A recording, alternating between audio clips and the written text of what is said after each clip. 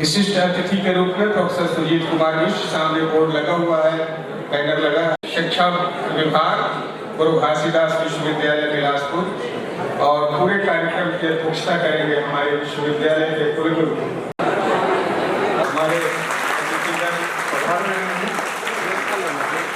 खड़े होकर के हम स्वागत और इस संगोष्ठी के उद्घाटन सत्र के माननीय सभी का एक बार हार्दिक स्वागत वंदन अभिनंदन करता हूँ और माननीय मंच से अनुरोध करता हूँ माँ वीणा पाणी के समक्ष दीप प्रज्वलन कर और माँ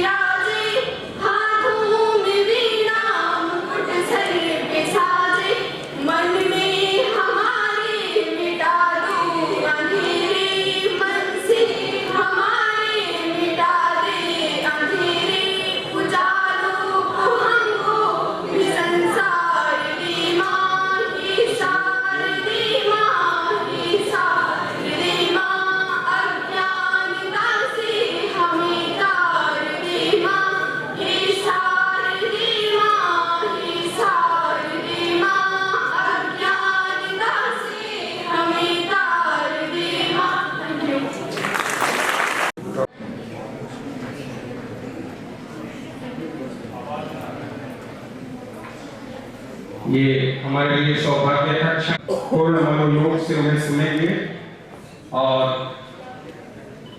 उनके द्वारा दी गई शिक्षाओं को अपने जीवन में समावेश करेंगे।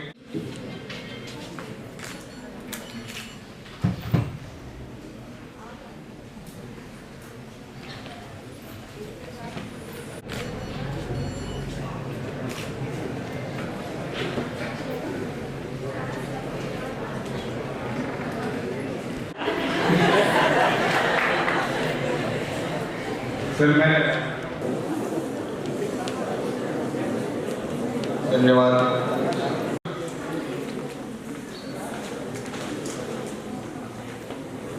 पुष्पहार से स्वागत करेंगे।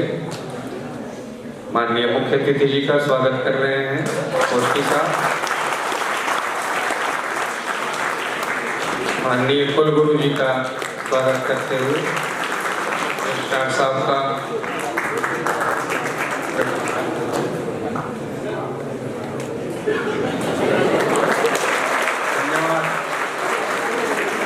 प्रथमतः प्रणाम करता हूँ, वो है माननीय कुलपति जी।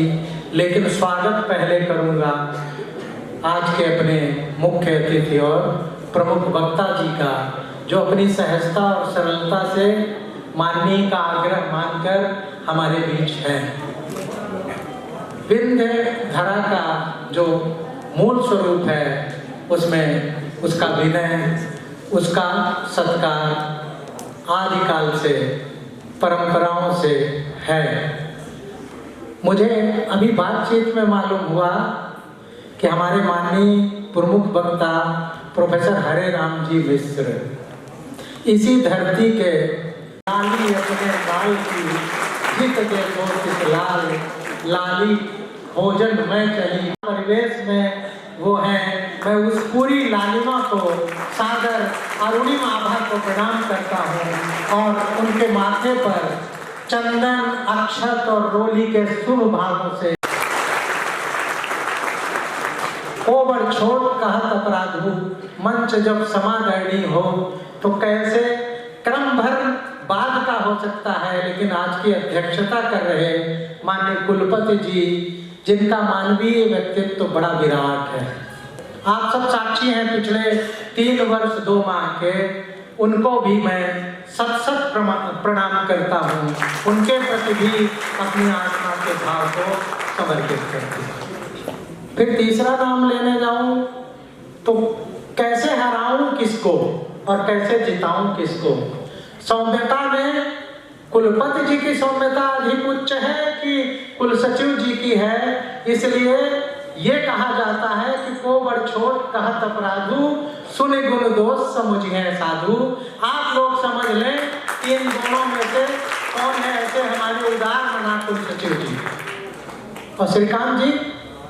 फिल इन द ब्लैंक, विकल्प की पूर्ति इनको जितनी आती है उतना कुछ नहीं, किसी को नहीं।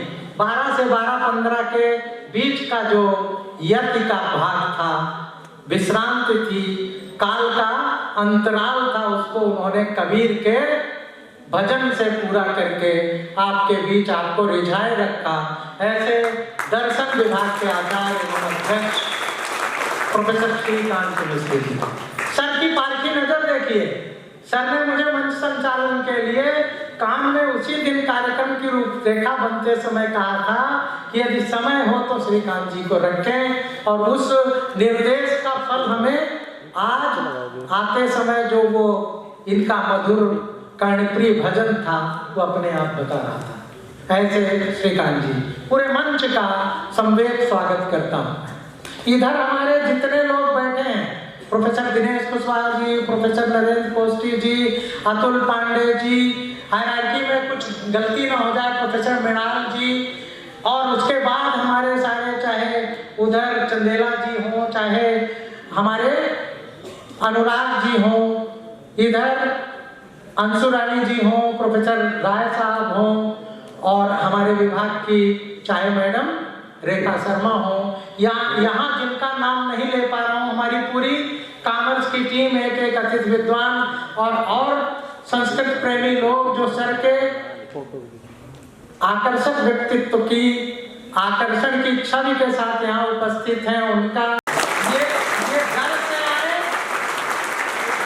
कि शौक से आए इसका महत्व नहीं है। तुलसी अपने राम को रीझ भजे या खींच, उल्टो सीधो जामी है खेत करे पर बीज। इन्होंने मुझे धन्य कर दिया, मेरी संस्था को धन्य कर दिया, हमारे माननीय मंच को धन्य कर दिया, और इतनी संख्या में आकर क्या सुनने जा रहे हैं, विषय प्रवर्तन भी मैं कर दूं। NEP 2020 हमारे माथे का गौरव है। जब भी हमने वेस्टर्न कल्चर में कभी भी कुछ लिया, उसको हम उन्हीं के चरणों में उठाकर चिरौला नाथ जी के चरण के प्रसाद की तरह प्रत्येक विषय में आज तक गाते रहे हैं। उसका शिकार मेरा अपना विषय भी है कि एडम स्मिथ ने 1776 में वेल्थ ऑफ नेशंस की किताब लिखी, तब हमको अर्थशास्त्र का ज्ञान हुआ, जबकि हमारे पास देव संस्कृति में आचार्य बृहस्पति, रक्ष संस्कृति में आचार्य शुक्र, और कालांतर में ले तो आचार्य कौटिल्य जिन्हें वात्सायन या चाणक्य भी हम कहते हैं, ऐसे पुरोधा आर्थिक चिंतकों की श्रेणी में थे। ऐसी स्थिति में देश जब जगता है, अंतःस्फूर्त होता है, स्वतः स्फूर्त होता है, तो उसके सामने अपनी संस्कृति में से मनकों को खंगालने, अलंकारों को खंगालने, गहनों को खंगालने का समय आता है। इस समय हम उसी काल में हैं जिसमें हमारी पाठ्यचर्या में उन मूल्यों को उन सामाजिक भावों को, उन सामाजिक परंपराओं को ज्ञान के क्षेत्र में से ले आकर पाठ्यक्रम में जोड़कर अपनी आगामी पीढ़ी को देश के गौरवशाली अतीत, वर्तमान और भविष्य की पूरी शक्ति से परिचित कराकर इनमें वो ऊर्जा भरनी है ताकि जनांकिकी लाभांश की जो धारणा है कि आज भारत विश्व के युवाओं की आबादी की दृष्टि से सबसे सक्षम देश है, उसका पूरा लाभ हम लें और हमारी शिक्षा, हमारा कौशल, हमारी प्रत्येक क्षेत्र में अपनी जो साख है इतनी बढ़े कि हमारा जो अतीत का गौरव था कि जगह हम लगे जगाने विश्व जगत में फैला फिरा लोग, हम विश्व गुरु आज से नहीं अतीत से वर्तमान में भी है और आगे उसमें और 4 चांद लगाएं। आज के पूरे वक्तव्य का निहितार्थ इसी पर केंद्रित है। मैं खद्योत की और सूर्य की आभा और अस्तित्व से परिचित हूँ। ये सारा मेरा वक्तव्य खद्योत का है और सूर्य हमारे सामने उपस्थित है। सूर्य को दीपक दिखाने का मुहावरा था। मैं पुनः एक बार पूरे मंच को प्रणम्य भाव से प्रणाम करता हूँ। सारे अपने आचार्य कुल के सारे सदस्यों को प्रणाम करता हूँ, सारे अतिथियों को प्रणाम करता हूँ और बच्चों को ढेर सारा प्यार देता हूँ।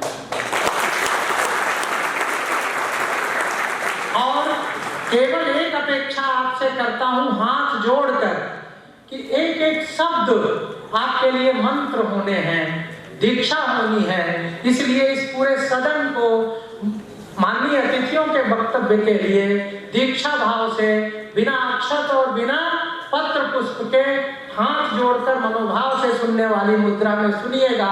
आपको लगेगा कि कैसे वैचारिक प्रवाह से व्यक्तित्व का पुष्पन, पल्लवन और परिष्कार और परिवर्धन होता है। ये आपको आज इस सभा में उपस्थित इस विमर्श से मिलने वाला है। पुनः एक बार माननीय मुख्य अतिथि जी को सादर प्रणाम, माननीय अध्यक्ष जी को, माननीय विशिष्ट अतिथि जी को तथा मंच संचालक और आप सभी को पुनः प्रणाम। वाणी को विराम। धन्यवाद। बहुत बहुत धन्यवाद सर। संक्षेप में आज पूरे दिन चलने वाले इस संगोष्ठी के रूपरेखा एक तरह से आपके समक्ष अभी पाठक सर ने प्रस्तुत किया और थोड़ी देर में हम जिनको सुनने के लिए आतुर हैं उनको सुनेंगे। उसके पूर्व मैं निवेदन करता हूँ माननीय कुलपति जी से कि हमारे आज के मुख्य वक्ता और मुख्य अतिथि का शॉल श्रीफल से स्वागत करें। माननीय कुलपति जी।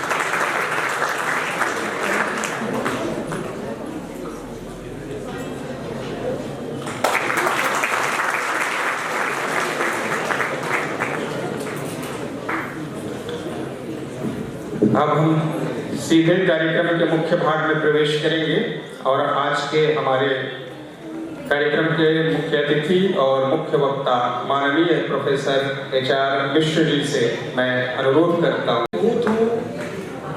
मैं आज उस नगर में हूँ जहाँ बचपन के कुछ वर्ष मैंने बिताए थे और रोमांच भी हो रहा है कि आज मुझे उस शहर के सम्राट विश्वविद्यालय, मुख्य विश्वविद्यालय में उपस्थित होकर के आप लोगों के बीच कुछ बात कहने का अवसर मिला है। मेरे बहुत ही जब मैंने सुना था कि यहाँ पर आपका कुलगुरु के रूप में यहाँ पदस्थापन हुआ है तो मुझे शायद जितने लोगों में प्रसन्नता का अनुभव हुआ होगा उनमें से प्रमुख मैं भी रहा हूँ कि हमारे आचार्य जी का यहाँ पर कुलपति के रूप में पदस्थापन हुआ था। मैं मंच में आसीन पाठक जी का, अपने रजिस्ट्रार साहब का और मंच के संचालक जो दर्शन विभाग के अध्यक्ष हैं ऐसे मिश्र जी का तथा यहाँ सभी अध्यापक जो उपस्थित हैं उन सब का और एक मेरे कहने पर मतलब मुझे ध्यान आया कि तुलसीदास प्रभा जी हैं यहाँ, वो भी यहाँ निदेशक के रूप में संस्कृत विश्वविद्यालय के काम करते हैं, तो आप लोगों के बीच में हैं, उनकी यहाँ पर उपस्थिति मुझे अच्छी लगी। और सभी छात्र छात्राएं जो यहाँ पर उपस्थित हैं, जिन्होंने अपना अमूल्य समय दिया है, क्योंकि मैं इस विद्यार्थी जीवन के समय को बहुत अमूल्य मानता हूँ, तो निश्चित रूप से मेरा प्रयास होगा कि मैं आप लोगों से इस विषय में कुछ बात करूँ। विश्वविद्यालय पाठ्यचर्या में भारतीय ज्ञान परंपरा का समावेशन, ये हमारा विषय है। यह तो परिचय मिल गया कि मैं जवाहरलाल नेहरू विश्वविद्यालय में हूँ, और जवाहरलाल नेहरू विश्वविद्यालय निश्चित रूप से जब से उसकी स्थापना हुई है, संपूर्ण विश्व के साथ संवाद करता है, और संवाद कर करके जो ज्ञान की जो धारा बननी चाहिए उसको बनाने की कोशिश करता है। किंतु दुर्भाग्य ये रहा कि संस्कृत जैसा विषय ही वहाँ नहीं रहा मूल में। जो भारतीय ज्ञान परंपरा का मूल स्रोत है, उस स्रोत को ही उन्होंने काट दिया था। तो वह जैसे यमुना को मैं दिल्ली में देखता हूँ कि उसका जो मुख्य धारा है उस यमुना नदी की, उस यमुना की नदी की धारा को काट दिया गया है। फिर जो प्रदूषित जल है मात्र वही दिल्ली से लेकर के बहता है, तो वही वहाँ के चिंतन परंपरा का भी हुआ। उन्होंने भारतीय ज्ञान की परंपरा में दोष देखने शुरू कर दिए कि वास्तव में दोष क्या है। जो पूर्व पक्ष था उसको मुख्य पक्ष मान करके उन्होंने इस प्रकार की प्रस्तुति की, और वो उसके पीछे उनका दिमाग ही नहीं था। वो दिमाग जो वेस्टर्नर्स का था, जैसे हम लोग कभी संवाद करते हैं तो उसमें जो छोड़ करके भाग करके खड़े होते हैं, ऐसे उन वेस्टर्नर्स के दिमाग को लेकर के उन्होंने अपने भारत की जो विद्या की शाखाएं हैं, उन विद्या, जैसे आपने कहा कि अगर अर्थशास्त्र का संबंध जोड़ना है, इकोनॉमिक्स का संबंध जोड़ना है, तो किसी विदेशी आचार्य से ही जोड़ना है। अगर हमें साइकोलॉजिस्ट की बात करनी है तो हमें जो मनोविज्ञान का आविष्कार करने वाला कोई फ्रायड कहेगा, कोई कुछ। मैंने भारत की जो हमारी ज्ञान की संपदा थी उसके प्रति हमारे युवकों को, हमारी जो युवा पीढ़ी थी उसको वंचित किया गया, उससे उसको ज्ञान की प्रक्रिया से ही बाहर कर दिया गया। ये लगभग 200-300 वर्षों में ज्यादा हुआ है जब से अंग्रेजों का और मैकाले की शिक्षा नीति का आविर्भाव हुआ। उसका प्रतिफलन जेएनयू में हुआ। और आपको मैं बता दूं, मेरे इस धरती में पढ़ने का बाल्यकाल में मैंने संस्कृत विद्या सीखी, यहाँ पर गुरुओं से सीखी। इसी जो पिछिया मोहल्ला है उसमें शासकीय वेंकट संस्कृत महाविद्यालय है, वहाँ पर मैंने अपना बचपन बिताया, सीखा, और फिर बनारस, फिर प्रयागराज। तो मैंने जो यहाँ मुझे धारा मिली ज्ञान की, जो बनारस में मुझे धारा मिली और जो प्रयाग विश्वविद्यालय में धारा मिली, उसको लेकर के, उस त्रिवेणी को लेकर के मैं आगे बढ़ा। और जवाहरलाल नेहरू विश्वविद्यालय में मैंने संस्कृत संस्थान की स्थापना की, और उसके माध्यम से हमने उस ज्ञान में क्या वैशिष्ट्य है ये बताने का प्रयास किया, और निश्चित रूप से हम सफल रहे। हमारे यहाँ आचार्य शंकर पर न जाने करीब 50 रिसर्च हुई है, और संस्कृत संस्थान के जाने के बाद उनका भी चिंतन बदला। कई उसमें ऐसे आचार्य हमने तैयार किए हैं जिनको भारतीय विद्या से परिचय प्राप्त हुआ। उसके पहले वो परिचित ही नहीं थे, उनको नहीं पता था। एक बार मैं एक उदाहरण से आपको समझाऊं, बहुत सरल उदाहरण है। मैं सफल की दुकानें होती है वहाँ जवाहरलाल नेहरू यूनिवर्सिटी में, चूंकि कैंपस है पूरा, सब सारे जो अध्यापक हैं और छात्र हैं वो सारे अंदर रहते हैं कैंपस में। सुबह से लेकर शाम तक सब एक दूसरे के लिए अवेलेबल होते हैं, तो वही हमारा सब्जी वब्जी खरीदने का भी काम होता है। मैं टमाटर छाप रहा था तो मैं देसी टमाटर छाप रहा था, एक पाश्चात्य परंपरा वाला विदेशी टमाटर, जो मतलब जिसमें न रस होता है न कोई गुण होता है, उसको छाप रहा था। तो मैंने कहा why not this, you take this one. तो कहा oh I don't know about this. उसने कहा कि मैं तो जानता ही नहीं देसी टमाटर क्यों है, क्या है, इसकी खासियत क्या है। तो मैंने कहा कि यही चीज हमारी विद्याओं के साथ हुआ है। हमारे छात्रों को बताया ही नहीं गया कि हमारे देश में क्या क्या परंपराएं थी। इसलिए वो मजबूर हैं उन बिंदुओं को जानने और समझ के लिए। स्कॉलर्स के साथ भी वही हुआ। रोमिला थापर का नाम ले लीजिए आप, बिपिन चंद्रा का नाम ले लीजिए आप, इन लोगों ने इतिहास की सही प्रस्तुति नहीं बताई। हम 50 ऐसे उदाहरण बता सकते हैं जहाँ पर इन्होंने गलतियाँ की हैं और वो गलतियाँ जानबूझ करके की हैं। उनको लोग क्या था, देखिए कोई भी जो बुरा न मानिएगा अगर किसी स्कॉलर में ये दोष हो, मुझ में तो नहीं है, लोग के कारण भी हमारी विद्या शाखाएं प्रभावित होती हैं। हमें अगर कहीं विदेश से टिकट दिया जा रहा है और हमसे कहा जाएगा आपको यही बोलना है, तो हम तैयार हो जाते हैं। ऐसा मैंने कई लोगों के साथ देखा है। तो वहाँ जलवायु अच्छी है, वहाँ से टिकट मिल गया, कुछ मतलब छोटे छोटे लोगों के कारण वहाँ जा करके भारतीय संस्कृति या भारतीय ज्ञान परंपरा के खिलाफ बोलना, ये उनसे कराया गया है। वो लोग के कारण कराया गया है, कुछ छोटे मोटे उनके स्वार्थों के कारण कराया गया है। तो अब समय उपस्थित हुआ है, उसके लिए आप सब लोगों का सहयोग मिला है, सारी युवा पीढ़ी का सहयोग मिला है और युवा पीढ़ी ये समझ गई है कि वास्तव में वर्तमान जो भारतीय सरकार है उसके माध्यम से मुझे कहीं बुलाया गया था कि ये 9 साल की उपलब्धियां क्या हैं। प्रयाग में एक बहुत बड़ा सम्मेलन था प्रबुद्ध वर्ग का कि भाजपा के 9 साल में क्या उपलब्धि हुई है। तो मैं कभी उस भाषण को आप लोगों को उपलब्ध कराऊंगा। मैंने केवल यही कहा, मैंने कहा कि जो भारतीय ज्ञान परंपरा पर बात करने पर हम लोगों का अपमान होता था, आज उसी भारतीय ज्ञान परंपरा को सुनने के लिए ये मजबूर है और उसका कारण ये हमारी सरकार है और हमारे छात्रों का योगदान है, युवाओं का योगदान है, हमारे जो देशवासी हैं उनका योगदान है। और मैंने वहाँ पर ये घोषणा की हुई है कि अभी बहुत दिन तक ये सरकार रहनी चाहिए, जिससे हम एक एक अंश उसमें जो उपस्थित हैं, एक एक अंश जो उसके लाभकारी हैं, कैसे लाभकारी है मैं ये भी आपको बता रहा हूँ।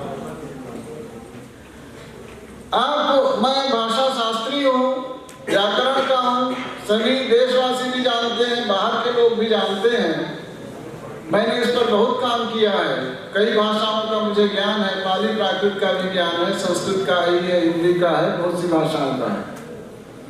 भाषा विज्ञान की एक शाखा यूरोपीय समुदाय में 19वीं सेंचुरी में आती है। जो हमने बनाए, माने वेदों के व्याख्यान के लिए हमने 4 अंग बनाए, उन 4 अंगों में 6 अंग बनाए, उन 6 अंगों में से 4 अंग सीधे सीधे भाषा के व्याख्यान के लिए, क्योंकि जो भाषा है जिससे हम व्यवहार कर रहे हैं, बिना उसके तो कोई ज्ञान हो नहीं सकता है, बिना भाषा के तो कोई व्यवहार भी नहीं हो सकता है। इदमंधं तमः कृष्णं जायेत भुवनत्रयम् यदि शब्दावयं ज्योतिरा संसारं न दीपयेत्। यदि शब्द नाम का यह प्रकाश न हो तो यह पूरा संसार अंधकार हो जाएगा। तो वह शब्द क्या है, क्या उसके उच्चारण की प्रक्रिया है, क्या वेदों से प्रारंभ हो जाता है। वो कहते हैं उतत्वा पश्यन्न ददर्श वाचम्, उतत्वा शृण्वन्न शृणोते नाम, उतो तस्मै तन्नं विशस्ये जायेव पत्ते उसति सुवासा। कोई देखता हुआ भी उस भाषा के रहस्य को नहीं समझ पाता, सुनता हुआ भी उस भाषा के रहस्य को नहीं समझ पाता, किंतु जो परिश्रम करता है सोई जाने जय देव जनाई, जानत तुम्हें हो जाए। तो उस बात देवी की कृपा जिस पर होती है वह ऋषि भी बन जाता है, वह सुमेधस बन जाता है, वह ब्रह्म बन जाता है। यम यम कामये तम तम ग्रम गृणोमि तम ब्रह्माणं तम ऋषिं तम सुमेधाम। यह वाग देवी की कृपा है। उस वाग देवी के विश्लेषण के लिए, माने उस वाग व्यापार के विश्लेषण के लिए जो वैखरी रूप में, माने मुख से जो मैं बोल रहा हूँ, इस रूप में आने से पहले 3 स्टेज हैं। उन स्टेज की भी हमने कल्पना की, माने उनका दर्शन किया, उनका साक्षात्कार किया और पूरे विश्व को बताया कि भाषा का व्यवहार इस तरह से चलता है। एक कोड से मैं समझाना चाहूँ, हमारी तो हमारे आचार्यों के प्रति श्रद्धा है, हम उनके रहस्य को समझते हैं, उनके ज्ञान की उस प्रक्रिया को अच्छी तरह से समझते हैं। महर्षि पतंजलि हुए जिन्होंने पाणिनि के व्याकरण पर, अष्टाध्यायी पर महाभाष्य लिखा, वो कहते हैं तत्र भगवान आचार्य दर्भ पवित्र पाणि शुचा हो कासे प्रामुखो भविष्य महता प्रयत्न सूत्राणि प्रणयते।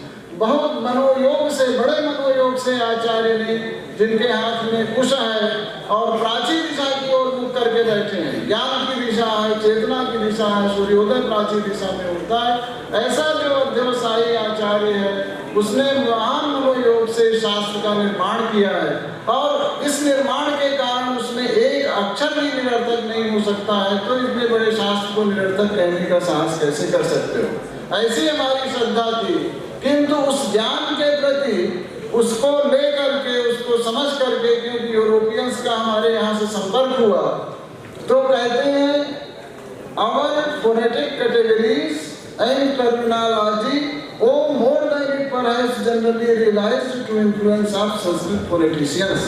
माने हमारा जो भाषा विज्ञान का जितनी भी हमने टर्मिनोलॉजी दी है, जितनी हमने कैटेगरीज बनाई हैं, वो सारा का सारा जितना भी हम भाषा संस्कृत भाषा विज्ञान की परंपरा का स्वीकार करते हैं, उससे कई 10 गुना ज्यादा, माने न जाने कितना अधिक उनका उपकार है, उनका ऋण है कि हमारा यह भाषा शास्त्र की ज्ञान शाखा प्रवृत्त हुई।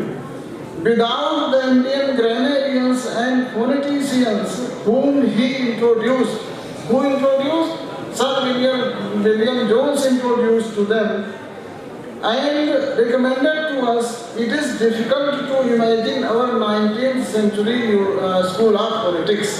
माने हम नहीं कह रहे हैं, ये पाश्चात्य विद्वानों में W.S. एलन जैसे जिन्होंने उस भाषा विज्ञान की शाखा का अध्ययन किया, वो कह रहे हैं कि 19th सेंचुरी में जो यूरोपियन लिंग्विस्टिक्स डेवलप हुई है, वह संभव ही नहीं था अगर भारतीय भाषा विज्ञान की परंपरा से हमें परिचय नहीं मिला हो। इस प्रकार से न जाने कितनी ज्ञान की परंपराएं, चाहे वह दर्शन के क्षेत्र में हो, दर्शन में कौन से ऐसे पदार्थ की मीमांसा हमारे यहाँ नहीं हुई है। 6 दर्शन है, उन सारे 6 दर्शनों में कैसे सृष्टि हुई है, कैसे उसका आविर्भाव हुआ है, कैसे उस सृष्टि का तिरोभाव होता है, कौन कौन से पदार्थ हैं, आत्मा क्या है। मैं तो वेदों के आविर्भाव को इस विश्व की सबसे बड़ी घटना मानता हूँ। कारण क्या है कि उसमें ऐसे कोई बिंदु नहीं है जिन बिंदुओं पर हमारे ऋषियों ने चर्चा नहीं की है। एक चीज और मैं कहना चाहूंगा कि ऋषियों ने जिन गुणों के कारण इस स्थिति को प्राप्त किया है, इस ज्ञान शाखा को समृद्ध किया है, वो गुण अभी हमने नहीं आए और यही कारण है कि उनकी जो ज्ञान की परंपरा थी वह अभी क्षीण दिखाई पड़ रही है। अभी हम उतना विकास नहीं कर पा रहे हैं, हम उसको समझ भी नहीं पा रहे हैं, ये हमारी समस्या है। अभी हमें कई जीवन लगाने पड़ेंगे जिनके आधार पर हम उन ज्ञान के रहस्यों को समझ पाएंगे और उतनी ही तन्मयता से लगा पाएंगे। मैं आपको आपके लिए बहुत उपयोगी बात बताने जा रहा हूँ कि हम उस स्तर को कैसे प्राप्त कर सकते हैं। क्या उन्होंने ऐसे ही अनायास बिना परिश्रम के किए कुछ प्राप्त कर लिया था? इस संसार में बिना परिश्रम के कुछ भी नहीं प्राप्त होता है। आप जिस संस्थान में हैं, जिस अवस्था में हैं, जिस भी काम में हैं, उसमें जितना मनोयोग से आप काम करेंगे, जितनी सत्यनिष्ठा से आप काम करेंगे, जितनी तपस्या आप करेंगे, जितना आपका ज्ञान विकसित होगा, तभी आप किसी लक्ष्य को प्राप्त करने में सफल हो सकते हैं। हर भारतीय को ये हो रहा है कि पाठ्यचर्या में किन विषयों का प्रवेशन होना चाहिए, संस्थापन होना चाहिए इस पाठ्यचर्या माने भारतीय ज्ञान परंपरा से। तो मैं कहता हूँ कि अगर किसी भी जब से बच्चे को समझ आ जाए उसी समय उसको भूमि सूक्त अथर्ववेद का जरूर पढ़ाना चाहिए। क्यों? कहते हैं माता भूमि पुत्रोऽहं पृथिव्या। पर्यावरण की समस्या है, हमने जल को प्रदूषित कर रखा है, हमने वायु को प्रदूषित कर रखा है, हमने पृथ्वी को कचरे का ढेर बना रखा है, हमने आकाश तत्व को प्रदूषित किया है, जितने हमारे बेसिक एलिमेंट्स हैं वायु को प्रदूषित किया है। दिल्ली में सांस लेना मुश्किल है, न जाने कितने लोग दमे के शिकार हो जा रहे हैं। तो वहाँ का माता भूमि पुत्रोऽहं पृथिव्या, वो महापो इष्टामयो भुवस्थान ऊर्जे जनार्दन महेन्द्राय चक्षुषे यो वा शिवतमो रसा तस्य भाजयते। तो हमें ऐसा जल चाहिए जो हमारे लिए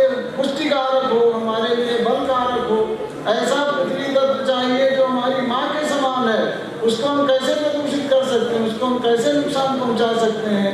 इसी प्रकार वायु के लिए न जाने कितने उसमें वेदों में इस तरह के संदर्भ हैं जहाँ जल को ठीक रखना, किंतु उसको ठीक रखने से पहले उन्होंने कहा मन को ठीक कर लो। सबसे बड़ी समस्या इस संपूर्ण सृष्टि चक्र में मन को ठीक करना है।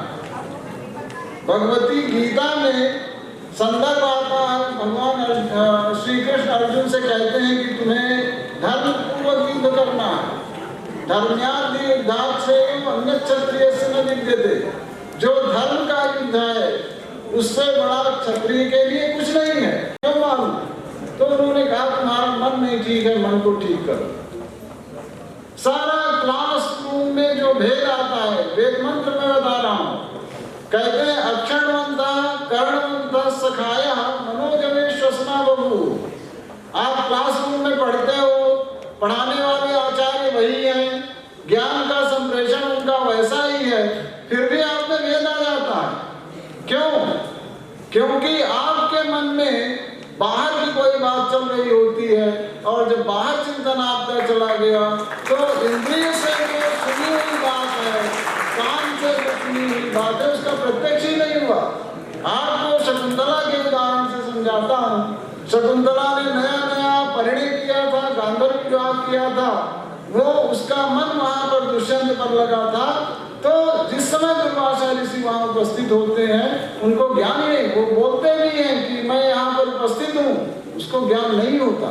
क्यों नहीं होता? क्योंकि मन आपका कहीं है। अगर मन यहाँ पर नहीं है तो जितनी कही गई आचार्य के द्वारा बातें हैं, उन बातों में से आप में भेद आ ही जाएगा जिसका मन यहाँ पर होगा। इसीलिए भगवान श्री कृष्ण ने कहा कि मन को निग्रहित करो, विषयाचार करना है करो, क्योंकि मन के निग्रह पूर्वक विषयाचार करोगे तो ये सत्य मार्ग होगा। अगर मन का निग्रह बिना किए विषयाचार पर नियंत्रण करोगे तो ये सत्य मार्ग नहीं होगा, क्योंकि बार बार मन प्रवृत्त होगा।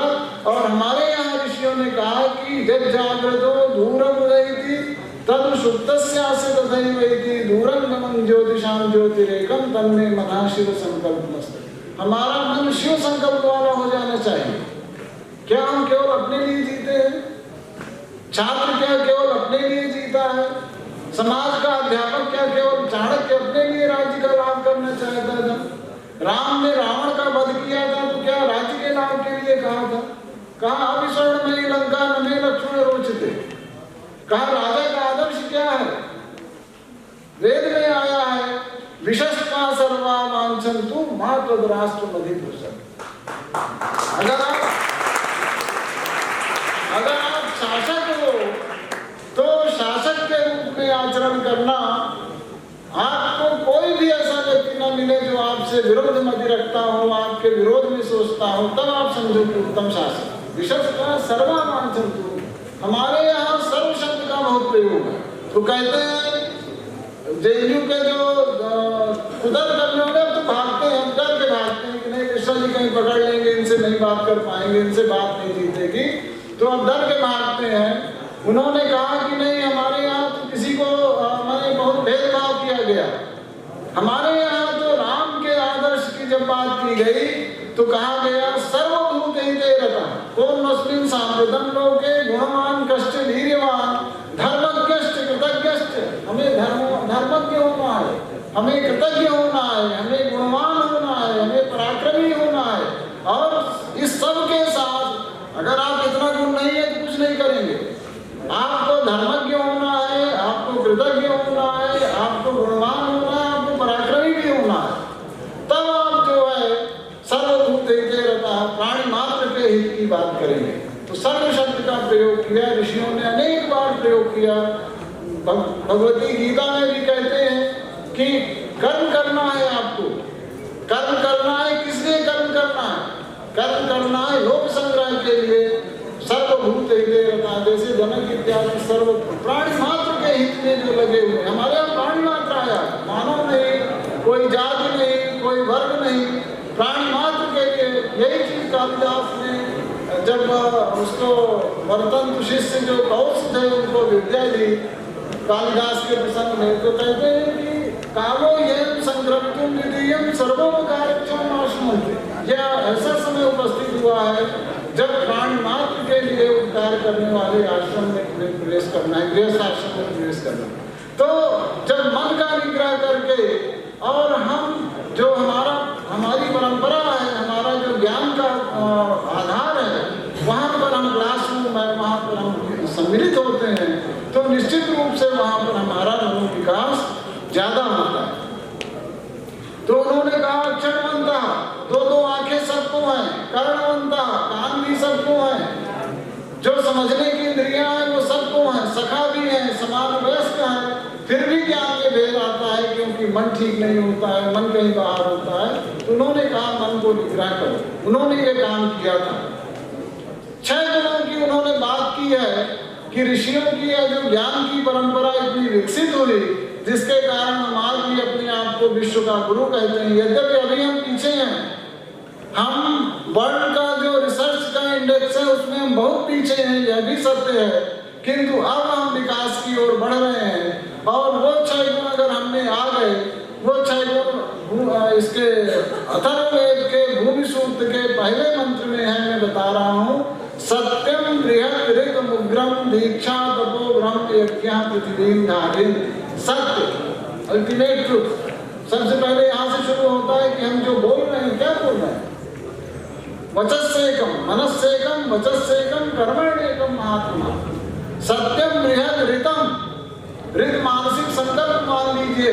तो हमारा मन जब शुद्ध रहेगा, हमारा मन जब पवित्र रहेगा, तो उसके जो एक्शंस होंगे वो एक्शंस ठीक होंगे। सत्यम बृहत् ऋतम उग्रम तपः, उग्र तपस्या भी करनी है।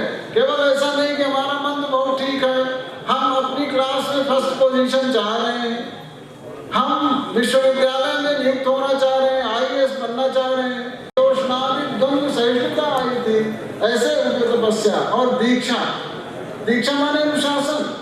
आप यहाँ आए हैं, सुनने के लिए हैं, समझने के लिए हैं, जरूरत पड़े तो बोलने के लिए। हमारे यहाँ के छात्र जब कोई वक्ता चला जाता है, JNU का, मैं बता रहा हूँ आपको, तो कहता है यार इसको क्यों बुलाया, हमारा समय नष्ट किया, इससे अच्छा तो हम बोलते। ये गुण आप में आना चाहिए कि जो वक्ता बोल रहा है उस वक्ता से भी अच्छा हमें बोलना है। आज नहीं बोल पा रहे हैं तो हमें कल बोलना है। कैसे? जब आप समझेंगे कि वास्तव में क्या बातें हैं। आपके गीता में भगवान श्री कृष्ण ने कहा, ज्ञान परंपरा की हम बात कर रहे हैं, कहते हैं कि ज्ञान आएगा कैसे? कहा तद्विद्धि प्रणिपातेन परिप्रश्नेन सेवया। आपको ज्ञान आएगा बार बार प्रश्न करके। प्रश्न आप कब करेंगे? जब आप में सामर्थ्य होगा तब आप प्रश्न करेंगे, सामने वाला क्या बोल रहा है, इसे नहीं बोल के जाने देना। हमारे यहाँ नहीं जाने देते, हम परिप्रश्न, श्री कृष्ण कहते हैं प्रश्न नहीं परिप्रश्न करो, बार बार पूछो कि वास्तव में इसका रहस्य क्या है। कहा कि बताएगा तो, कहा ज्ञानिनस तत्वदर्शिना, जो ज्ञानी होगा, जो तत्वदृष्टा होगा। तो इसका मतलब क्या हुआ? दोनों को परिश्रम करना है, आचार्य को भी परिश्रम करना है और छात्र को भी परिश्रम करना है। मैं जब अपनी क्लास में पढ़ा रहा होता हूँ तो किसी का मजाल नहीं कोई बात कर ले, किसी का मजाल नहीं कोई ऐसे मने हाथ रख करके मैं कहता हूँ क्यों मैं तुम लोगों के अलर्ट रखता हूँ। रीजन ये है कि अगर ड्राइवर के साथ बगल का जो साथ में चलने वाला है, अगर वो सो गया तो ड्राइवर को भी नींद आ जाएगी, और नींद आएगी फिर खतरा है। तो इसलिए आपको जागरूक रहना ज्यादा जरूरी है। आपको ये समझना है कि हमारा किस में हित है। और वास्तव में आचार्यों का यही काम है, विवेकानंद यही मानते हैं कि जो छात्र में चेतना है, चेतना है, हम इसको चेतना कहते हैं, और वो सब में है और सब में बराबर है। मैं ये भी कहना चाहूंगा क्योंकि भगवान ही कहते हैं अहम आत्मा गुणाकेश सर्वभूताशेष। देखिए ये जो विभेद की कल्पना कहते हैं कि नहीं यहाँ पर बड़ा भेदभाव था, नहीं था भेदभाव। कहते हैं कि अहम आत्मा गुणाकेश सर्वभूताशय स्थिता, मैं सभी प्राणियों में आत्म तत्व के रूप में, चेतना के रूप में मैं ही उपस्थित हूँ। अर्थात जितनी चेतना विश्व में मुझ में है उतनी ही चेतना सब में है। मात्र जो दोष है वह दोष ये कि हमने उस चेतना को जागृत नहीं किया। जिस समय हमारे भी सतर्क थे, सत्य के मार्ग पर चल रहे थे, रित के मार्ग पर चल रहे थे, उग्र तपस्या के मार्ग पर चल रहे थे, दीक्षा अनुशासन के मार्ग पर चल रहे थे, तो ब्रह्म माने ज्ञानम, ज्ञान की प्राप्ति कर रहे थे। तो सत्यम बृहद्रित मुद्रम दीक्षा तपो ब्रह्म यज्ञ पृथ्वी धारयति। और यज्ञ क्या है? यज्ञ का मतलब आप समझ लीजिए कि हवन करना है, आहुति देना है, किंतु वास्तव में हवन करना ही यज्ञ नहीं है। यज्ञ में श्रेष्ठतम कर्म, जो श्रेष्ठ कर्म है, जो उत्तम कर्म है। अगर हम विद्यार्थी हैं तो हमारा सर्वोत्तम कर्म विद्या अध्ययन है। अगर हम अध्यापक हैं तो हमारा सर्वोत्तम कर्म पाठन है। अगर हम राजनेता हैं तो सर्वोत्तम कर्म हमारा सर्वभूत हिते रहता। हम दुख सहते हैं, हम घाम को, वृक्ष का कार्य क्या है? वृक्ष का कार्य है कि अपने घाम, जो गर्मी का तपता हुआ तपती हुई धूप है, उस धूप को अपने सर में सहता है और जो आश्रित है उनको छाया देता है। तो इस प्रकार से हमने राजधर्म को परिभाषित किया। ये अर्थशास्त्र की बात है। अर्थशास्त्र में ही उन्होंने कहा कि सैनिक किसको बनाओगे? एक आचार्य ने कहा ब्राह्मण को बना दो। उन्होंने कहा नहीं, ब्राह्मण माने जो विद्या का अध्ययन कर रहा था। कहा ब्राह्मण को सैनिक नहीं बना सकते। क्यों? दयालु हो जाता है पढ़ते पढ़ते। जैसे हम आप शिक्षक जो है वो दयालु हो जाता है, ठीक है गलती किया माफ कर। दयालु हो जाएगा तो दुश्मन आएगा, वो माफी मांग लेगा और वो दया भाव से उसको छोड़ दे। जैसा भारत में हुआ तो ज्यादा अध्ययन में लग गए, ज्यादा बुद्धिज्म में लग गए, ज्यादा उपनिषदिक क्लास लेने लग गए, तो दया भाव आ गया। और आज ठीक है, कुछ दिन का दुश्मन है, बाद में चला जाएगा, इस भावना में आए। ब्राह्मण को मत बनाओ। कहा फिर, कहा क्षत्रिय बनाओ जो युद्ध विद्या में प्रवीण हो। कहा कि वैश्य को बनाओ और जो भी बचा हुआ है सबको बनाओ। रीजन क्या है? संख्या, अधिक संख्या की जरूरत। ये 9वें अधिकरण में अर्थशास्त्र में साफ साफ लिखा है, कोई भी जाकर के देख लेगा कि हमें सैनिक बनाना है तो हमें उसमें ये देखना है कि कौन योग्य है, उस काम को करने के लिए योग्यता किसमें है, कौन बहादुरी से उस काम को कर सकता है। तो ये जितने भी प्रोपोगंडा बनाए गए भारतीय संस्कृति के खिलाफ, मैं आप लोगों को कई उदाहरणों से समझा सकता हूँ कि उन्होंने, सूत्रकार पाणिनि कुछ कह रहे हैं, दासगोकुलम संप्रदाय एक सूत्र है, गोकुल शब्द आया, उन्होंने कहा कि नहीं गाय मारी जाती है, इसका प्रमाण है। जबकि वहां पाणिनि कह रहे हैं कि ऐसा अतिथि जिसको गाय दी जाती थी, परंपरा में गाय दी जाती थी, उस गाय दिए जाने के लिए जो शब्द है उसको कह रहे हैं कि वो मारने के लिए। क्यों? क्योंकि उस भाषा की समझ नहीं है। रोमिला थापर विदेश में गई थी, किसी ने किसी विदेशी विद्वान से उनका परिचय कराया, कहा कि ये तो एंशिएंट हिस्ट्री काम करती है। तो उसने पूछा कि संस्कृत का ज्ञान है या जो प्राचीन भारतीय भाषाएं हैं, पाली प्राकृत, उनका ज्ञान है? उन्होंने कहा नहीं जानते। तो कहा कि फिर मैं नहीं बात करता हूँ। ये मान भी चाहते हैं, फिर भी अनर्गल प्रलाप करने से नहीं बात आते। तो भाषा विज्ञान का क्षेत्र हो, नाट्यशास्त्र, ड्रामेटर्जी, सारे जितने विश्व के माने वाचिक अभिनय है, आंगिक अभिनय है, सात्विक अभिनय है, या जितनी भी प्रकार की भाषा हो सकती है, उस भाषा के विश्लेषण को लेकर के अभिनव माने भरत का नाट्यशास्त्र, और भरत के नाट्यशास्त्र के पहले भी एक चीज और मैं यहाँ पर आपको बता दूं कि हम किसी आचार्य का अपनी परंपरा में नाम लेते हैं और हम ये कहते हैं कि आचार्य ने इस शाखा के लिए अवदान किया है, किंतु वास्तव में वो परंपरा बड़ी लंबी होती है। उसको हम ज्ञान की परंपरा कहते हैं और वह अनादिकाल से चली आ रही परंपरा होती है। हमारा कोई छोटा सा कंट्रीब्यूशन होता है या किसी समय हम उस ज्ञान शाखा के प्रकाश में समर्थ हो जाते हैं। बाह्य कारक भी कभी सहयोगी होते हैं, कभी बाह्य कारक नुकसान करने वाले होते हैं, कभी आंतरिक कारक सहयोग करने वाले होते हैं, कभी फायदा करने वाले होते हैं। तो नाट्यशास्त्र की विधा को ले लीजिए, भारतीय ज्ञान परंपरा में अगर मैं गिनाने लगूं तो एक विद्या शाखा को ठीक से पढ़ने के लिए आपको कम से कम 15 वर्ष चाहिए, मात्र उसी विद्या शाखा को पढ़ने के लिए। तब आप कह सकते हैं कि नहीं, now I am understanding fully, माने मैं ठीक से विद्या शाखा को समझ चुका हूँ। ऐसी 14 विद्या शाखाएं हमारे यहाँ गिनाई गई हैं अवान्तर शाखाएं बहुत हो जाती हैं। पुराणं न्याय मीमांसा धर्मशास्त्रांग निश्चिता वेदा स्थानानि विद्यानां धर्मस्य च चतुर्दश। वेद हैं 4, उन वेदों में 6 अंग बनाए गए 10, और पुराण न्याय और मीमांसा इस प्रकार से 14 विद्या शाखाएं ज्ञान की शाखाएं हैं, जिसमें भारतीय जीवन में जो कुछ जीने के लिए आपको आवश्यक है, भारतीय नहीं पूरे विश्व में, कि ज्ञान की शाखाओं में आप क्या चाहिए, आपके लिए ज्ञान चाहिए, आपके लिए अन्न चाहिए, अन्नम वही ब्रह्म कहा है, अन्न चाहिए, आपके लिए हवा का स्वरूप का ज्ञान होना चाहिए, आपके लिए जल के स्वरूप का ज्ञान होना चाहिए, उसके लक्षणों का ज्ञान होना चाहिए।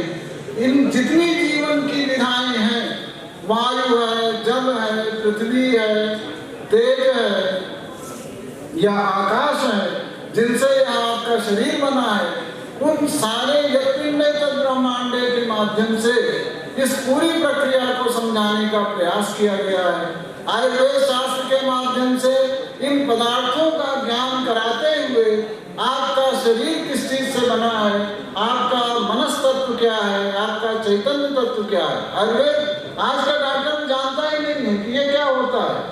हमारी परंपरा में अंतःकरण और अंतःकरण की वृत्तियां, अहंकार है, बुद्धि है, चित्त है, इनका ज्ञान ही नहीं। इतना माइन्यूट प्रिस्क्रिप्शन है, इतना माइन्यूट डिस्क्रिप्शन है कि हमें अगर उन विद्या शाखाओं को उपयोग करने का अवसर मिल गया तो निश्चित रूप से हमारी जो आज की वर्तमान ज्ञान, मैं ये नहीं कहता हूँ कि जो पाश्चात्य में विकसित विज्ञान है उसका हमें उसकी हमें उपेक्षा करनी है, हमें बिल्कुल नहीं उपेक्षा करनी। क्यों? क्योंकि हमें हवाई जहाज में चढ़ना है। मेरी बेटी टेक्नोलॉजी में काम करती है, कहती पापा आप तो फिलॉसफी बताते हो, वास्तविक काम तो हम करते हैं। कहा ठीक है, किंतु क्या उसमें मना किया गया है कि मन को अच्छा नहीं रखना है? क्या उसमें मना किया गया है कि और विद्या शाखाओं को जोड़ने में कोई परहेज है? या गुणवत्ता लाने में, मन को उत्तम बनाने में अगर हमारी विद्या काम कर रही है तो उसका उपयोग क्यों नहीं करना चाहिए? अगर भाषा विज्ञान को उत्तम बनाने में उपयोग हो रहा है तो क्यों नहीं करना चाहिए? इलाहाबाद के प्रोफेसर के.जी. श्रीवास्तव ने गीता को आधार बनाकर प्रोफेसर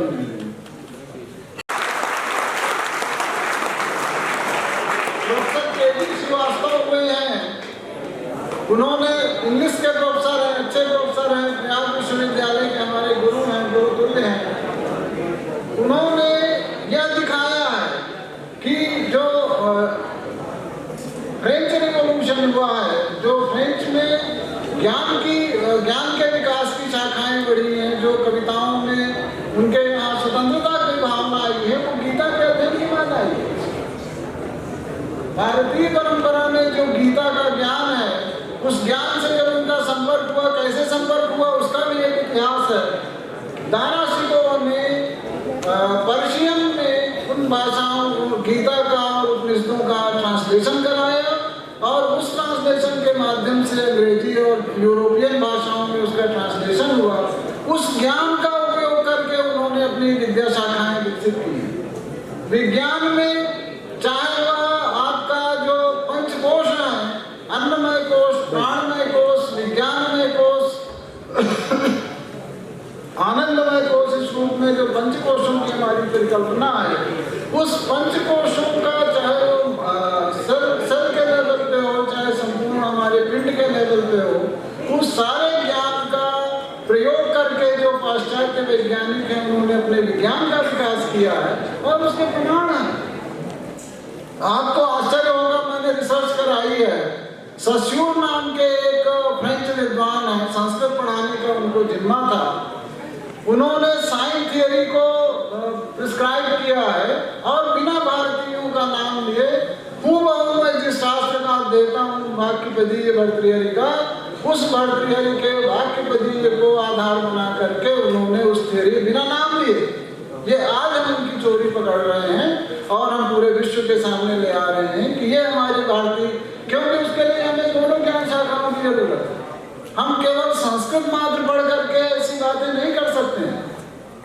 हमें उन्होंने क्या किया है, कहाँ पर चोरी की होती है कि तब हम समझ पाएंगे जब हम अपने उस ज्ञान शाखा को ठीक से समझेंगे और उनकी भी ज्ञान शाखा को हमने समझने का सामर्थ्य होगा, तब हम ये कह पाएंगे नहीं ये तो हमारा भी है।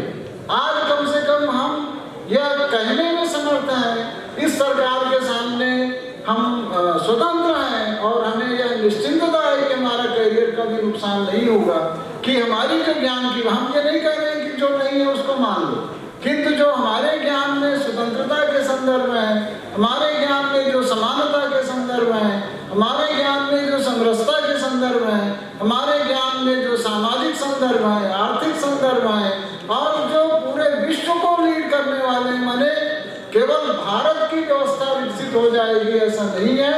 जिस भी विधा से आप चलेंगे, आयुर्वेद की विधा से चलेंगे, आप पदार्थ शास्त्र की विधा से चलेंगे, आप भाषा विज्ञान की विधा से चलेंगे, वेदों में विद्यमान जो वैज्ञानिक तथ्य हैं उनके, आप कहते हैं वेदों में क्या विज्ञान है, कॉन्सेप्चुअल लेवल पर न जाने कितनी बातें कही गई हैं। और मैं एक चीज और कहना चाहूंगा कि हम यह नहीं कह सकते कि जो लिटरेचर में आया, जिन बातों का लिटरेचर में उल्लेख हुआ है वो कल्पना है।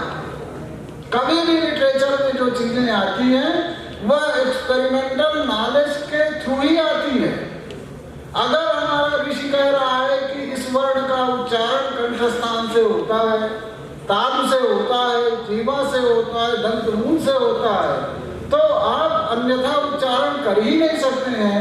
उसने यह डिस्क्रिप्शन जो दिया है, यह प्रिस्क्रिप्शन जो दिया है, वह व्यवहार को समझ करके, रोज के व्यवहार को समझ करके और मानवों के व्यवहार को न मान करके उन्होंने पक्षियों के व्यवहार को माना। जब वर्ण के उच्चारण की बात की कि ह्रस्व कैसे उच्चारित होता है, दीर्घ कैसे उच्चारित होता है, प्लुत कैसे उच्चारित होता है, तो कहा चाशस्तु वदते मात्रा, चाश पक्षी जो है एक मात्रा काल बोलता है, माने नीलकंठ पक्षी के बोलने को प्रमाण मानो, यह ह्रस्व बोलना है। वायसा गिरप्रवि, कौवे का जब कांव सुनाई पड़े तो उतना ही आपको दीर्घ बोलना है, बड़ी।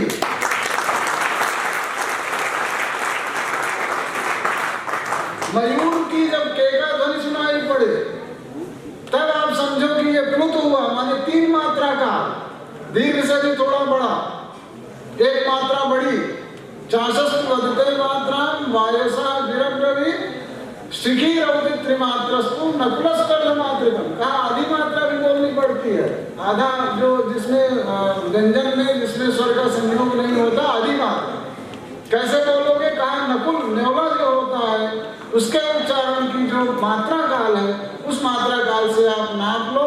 इस प्रकार से प्रकृति के साथ रहते हुए कोई ऐसा उदाहरण, इवन ब्रह्मानंद की भी अगर उन्होंने बात की है तो ब्रह्मानंद क्या है इस बात को लोक के प्रमाण से बताते। कहते हैं लोक बाह्य आपका ज्ञान है, कोई लोक बाह्य ज्ञान नहीं है।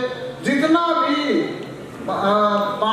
माने मंत्र बोल कर रहे हैं पतंजलि, या मंत्र है तत्व पश्चिम दर्श वाचन तत्व तेना, कहा कि तुम्हें कह रहा हूँ कि सुनाई देने पर भी नहीं समझ पा रहे हो या देखते हुए भी नहीं देख पा रहे हो, किंतु इसका उदाहरण मैं बता रहा हूँ कि वह अपने आप के अपने स्वरूप को प्रकट करती है। वेदांत सूत्र के भाष्यकार भाष्य करने प्रवृत्त होते हैं, कहते हैं कि लोक में जिन अर्थों में भाषा का प्रयोग है उन्हीं अर्थों में हमने शास्त्र में प्रयोग किया है।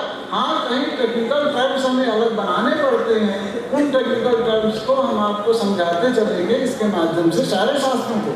कहते हैं कठिन है शास्त्र, कोई शास्त्र कठिन नहीं होता है, केवल हमारे अभ्यास की और हमारे परिश्रम की अपेक्षा होती है।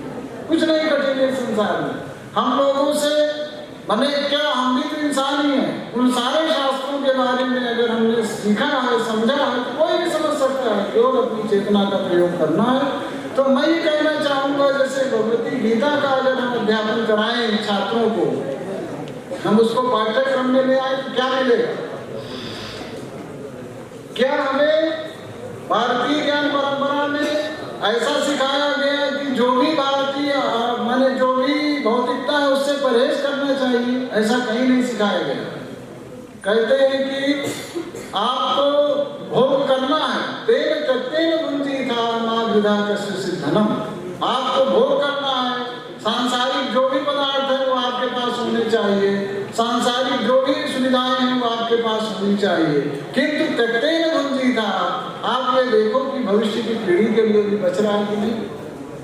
पर्यावरण क्या है, पर्यावरण का नुकसान क्यों हो रहा है? क्योंकि हम अमेरिका के रास्ते में चल पड़े हैं। वह अमेरिका जहाँ पर जनसंख्या कम है, जहाँ पर संसाधन अधिक है, उसके तर्ज पर अगर हम भारत में चलेंगे तो हमारा पर्यावरण बिगड़ जाएगा, बौद्धिक पर्यावरण भी बिगड़ जाएगा, मानसिक पर्यावरण भी बिगड़ जाएगा और जो स्थूल पर्यावरण है वो भी बिगड़ जाएगा। इसलिए हमें अपने विकास का मॉडल बनाने के लिए हमें अपने शास्त्रों का प्रयोग करके उसमें जो विधा बताई गई है, तेन तत्तेन भुंजीथा मा विधा कस्य सुधनम, इसकी पद्धति कहते हैं न वित्तेन तर्पणीयो मनुष्य। ऐसा न वित्तेन तर्पणीयो मनुष्य मतलब किसी भी मनुष्य को आप वित्त से तृप्त नहीं कर सकते।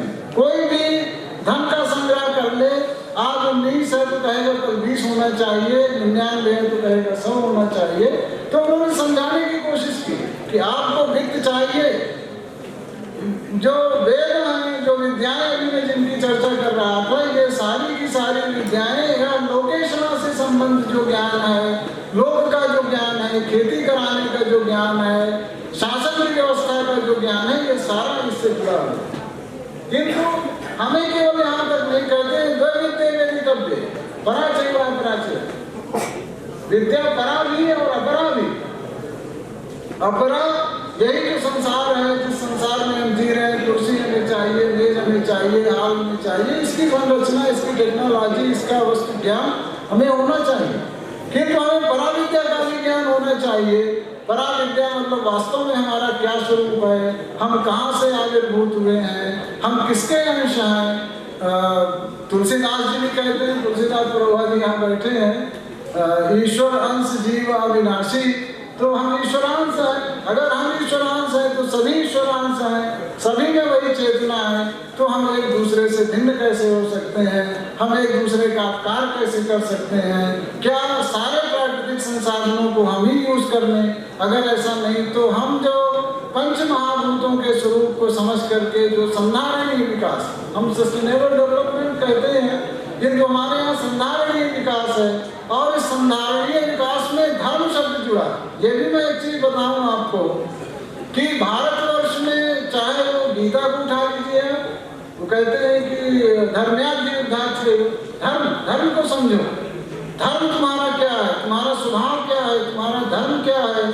धृति क्षमा दमोस्तेयम शौच इंद्रिय निग्रह, धैर्य धारण करना, क्षमा कर देना, स्थिरता होना, शुचिता होना, बाह्य और आंतरिक दोनों शुचिताएं होना, ये सारा जो धर्म है, इस धर्म के पूर्वक आपका आचरण होना चाहिए। यह हमारी भगवती गीता भी कहती है और धर्मज्ञश्च तज्ञश्च, ये रामायण कहता है, वेद कहते हैं कि धर्म से परे कुछ नहीं है।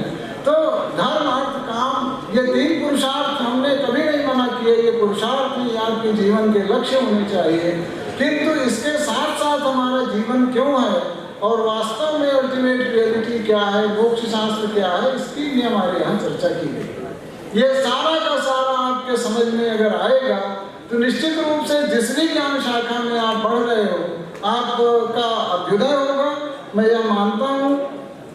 हमने ये देखा है कि जब ज्ञान पूर्वक हम प्रवृत्त होते हैं तो निश्चित रूप से हमारा विकास होता है। नई ज्ञाने सदृशम पवित्रम, माने उस ज्ञान के प्रति हमारी श्रद्धा भी हो, किंतु वास्तविक ज्ञान क्या है ये हमें जानकारी भी हो। जब तक हमें जानकारी नहीं है, हमारे ऊपर प्रहलाद दिया जाता है, हमें समझ ही नहीं होती कि हम क्या पढ़ रहे हैं। बहुत बार विषयों को इतना अरुचिकर बना दिया जाता है कि हमें समझना कठिन हो जाता है कि वास्तव में कहना क्या चाह रहे हैं, कहाँ ले जाना चाह रहे हैं। आज मेडिकल की एथिक्स आप देखिए, मुझे मेरी स्टूडेंट की माता जी थी, उनके किडनी का ट्रीटमेंट हो रहा था उत्तर प्रदेश के किसी अस्पताल में। एम्स संयोग से मेरे यहाँ पढ़ रही थी जवाहरलाल नेहरू यूनिवर्सिटी में, वहाँ एम्स ले जाने का उसको सौभाग्य प्राप्त हुआ। तो बताया डॉक्टरों ने कि किडनी खराब करने की दवा चल रही है। कम से कम वैद्य की जो एथिक्स थी हमारे यहाँ, वह एथिक्स ऐसी नहीं हो सकती थी कि हम उसको किडनी पहले खराब करें फिर कहेंगे इतना पैसा ले आओ इसका ट्रांसप्लांट करेंगे। तो इस तरह की विद्याएं यहाँ चल रही हैं। माने उनका क्या कहना है? उनका कहना है कि ज्ञान होना और धर्म का आचरण करना ये दोनों अलग अलग है। हमारा ये नहीं था। ज्ञान के साथ साथ धर्म का समावेश होना चाहिए, राजनीति के साथ साथ धर्म का समावेश होना चाहिए। और आध्यात्मिकता का एक बहुत बड़ा शास्त्र था। आध्यात्मिकता मतलब आप दुर्गा की उपासना कर सकते हैं, आप श्री कृष्ण की उपासना कर सकते हैं, आप राम की उपासना कर सकते हैं। और ये कहा गीता में कि किसी भी काम को सिद्ध होने में, आप जैसे परीक्षा दे रहे हो, परीक्षा में सफलता, IAS परीक्षा में सफलता, इसके लिए 5 कारण होने चाहिए। 4 के लिए आप जिम्मेदार हो, 5वां कौन जिम्मेदार है पता नहीं, बट 5 कारण होते हैं। कहा अधिष्ठानम, आपका शरीर कैसा है, रोगी है, निरोग है, कितना स्वस्थ है। अधिष्ठानम तथा कर्ता, या किस संस्थान में आप पढ़ रहे हैं ये भी अधिष्ठान है। अधिष्ठानम तथा कर्ता, करने वाले आप हैं, करना तो आप कोई है, दूसरा तो नहीं कर सकते। अधिष्ठानम तथा कर्ता करणम च पृथक विधान, और विभिन्न प्रकार के जो संसाधन हैं, जैसे इस विश्वविद्यालय के आचार्य परंपरा, आचार्य कुल, ये करण है, ये साधन है, यही आपको रास्ता दिखा रहे होंगे। या आपके पास पुस्तकें हैं, कितनी पुस्तकें हैं, कैसी लाइब्रेरी है। अधिष्ठानम तथा कर्ता करणम च पृथक विधान, इन तीनों के अच्छा होने के बावजूद बहुत प्रतिभाशाली हैं आप, किंतु कहते हैं कि विविधाश्च पृथक चेष्टा, आपकी चेष्टाएं क्या हैं, आप कितना एक्टिव होकर के आप लगे पड़े हैं कि नहीं हमें ये लक्ष्य अचीव करना है। विविधाश्च पृथक चेष्टा, तब कहते हैं दैवम चैवात्र पंचमम, पंचम जो दैव है विच इज नॉट सीन, उसको आप भगवान मानिए, उसको अभिष्ट मानिए, प्रारब्ध का कर्म मानिए, वह भी एक कारण बनता है और वो इन कारणों की पूर्ति में सहायक होता है। तो इस रूप में गीता का दर्शन आप ले लीजिए। अगर गीता से आपका परिचय कराया जाता है इस नए पाठ्यक्रम में, तो निश्चित रूप से आपके भोजन की विधा क्या रहेगी। आप क्यों रोगी होते हैं? कहते हैं हित भुक मित भुक ऋत भुक। अगर आप हितकर खाना खाते हैं, आप कम खाना खाते हैं, जितनी आवश्यकता है उतना ही खाते हैं, और ऋतु के अनुसार खाते हैं, जिस सीजन में जिस प्रदेश में हमें लोकल फॉर लोकल, माने जिस प्रदेश में हमें वहाँ जो उत्पन्न हो रहा है उसको खा करके हम अपनी दिनचर्या चलाते हैं, तो आप निरोग रहेंगे। मन का बहुत बड़ा संबंध है निरोग रहेंगे। निरोग रहेंगे तो ये जो विसंगतियां हैं इनसे बचेंगे। दूसरा, उन्होंने कहा कि भोजन से बुद्धि बनती है, और 3 प्रकार के सात्विक, राजसी और तामसी का भोजन होता है। नित्यम नीताहार विहार से समीक्षकारी व्यसने सुसक्ता दाता समा सत्य परा क्षमावान आपतोपसेवी च बोलते रहेगा। रोग ही नहीं होगा, डॉक्टर के पास जाना नहीं पड़ेगा, और डॉक्टर के पास नहीं जाना पड़ेगा, तो बहुत सी संगतियों से हम बचेंगे। इस प्रकार का ज्ञान है, इसको क्यों नहीं पढ़ना चाहिए था आज तक? इसमें कौन सी ऐसी गलत बात कही गई है कि आपको वो अरुचिकर लगे? कितना वैज्ञानिक जीवन दर्शन प्रस्तुत किया गया है, इस पर जब आप प्रवेश करेंगे और यहाँ के आचार्यों के माध्यम से, इस कोर्स के माध्यम से, यह पाठ्यक्रम में इन विषयों को जब आपके सामने लाया जाएगा, तो निश्चित रूप से आपके जीवन में उत्कर्ष आएगा। और अगर आपके जीवन में उत्कर्ष आया तो यही आचार्य का लक्ष्य होना चाहिए, यही हमारी शासन व्यवस्था का लक्ष्य होना चाहिए कि प्रत्येक व्यक्ति आत्मनिर्भर बने। एक मैं पाठ पढ़ रहा था, देश उन्नति नाम से था, बचपन का मुझे अभ्यास है, शायद यहीं पढ़ा होगा या जहाँ पढ़ा होगा, रामधारी सिंह दिनकर की का गद्य भाग है। देशोन्नति कहा देशोन्नति हो जाएगी देशोन्नति चिल्लाने से? कहा बिल्कुल नहीं होगी। कहा आत्मोन्नति करिए, उद्धरेत आत्मनात्मानं नात्मानं अवसादे। आपको अपनी उन्नति करना है। भगवान बुद्ध ने भी यही कहा, अत्यदीपा विहरत, अपने आप को प्रदीप्त करिए। और जैसे ही आपने अपने आप को प्रदीप्त गया, आपका परिवार विकसित हो गया, आपका जो समाज है, जिस समाज में आप रह रहे हैं वो विकसित हो गया, और जिस समाज के में रहने के कारण जिस देश में रह रहे हैं वो विकसित हो गया, और अगर देश विकसित हो गया तो निश्चित रूप से विश्व विकसित हो जाएगा। आज ग्लोबलाइज्ड युग है, आपको शुरू करना है अपने आप।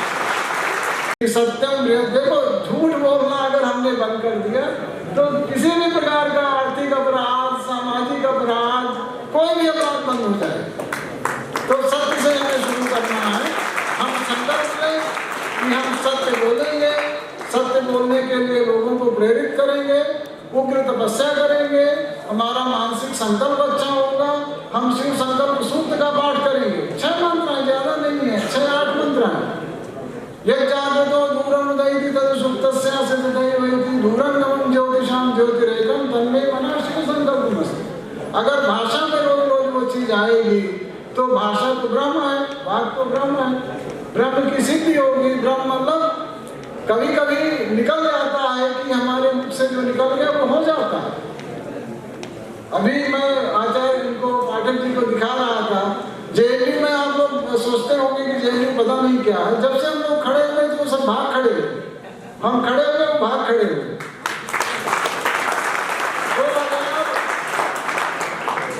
17 दिसंबर में जब सुप्रीम कोर्ट का निर्णय राम मंदिर के पक्ष में जब तक नहीं आया था और किसी प्रकार के बहुत बड़े आंदोलन की भी शुरुआत नहीं हुई थी, सरकार थी अपनी, उस समय मैंने जवाहरलाल नेहरू विश्वविद्यालय के स्कूल ऑफ सोशल साइंसेस के हाल में खड़ा होकर के घोषणा की थी राम मंदिर वहीं बनेगा, और आज वो निश्चित होकर के राम मंदिर वहां बन चुका है।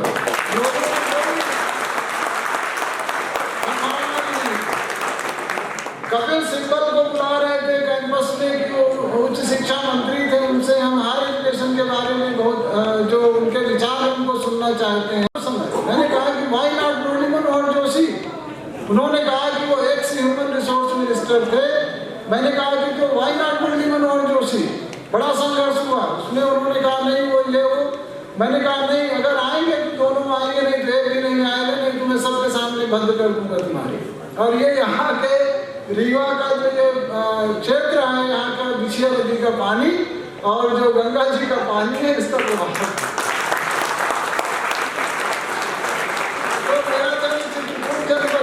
और वहाँ राम ने तपस्या की थी, तो कुछ तपस्या मेरे नहीं तो उसमें अंश में आए।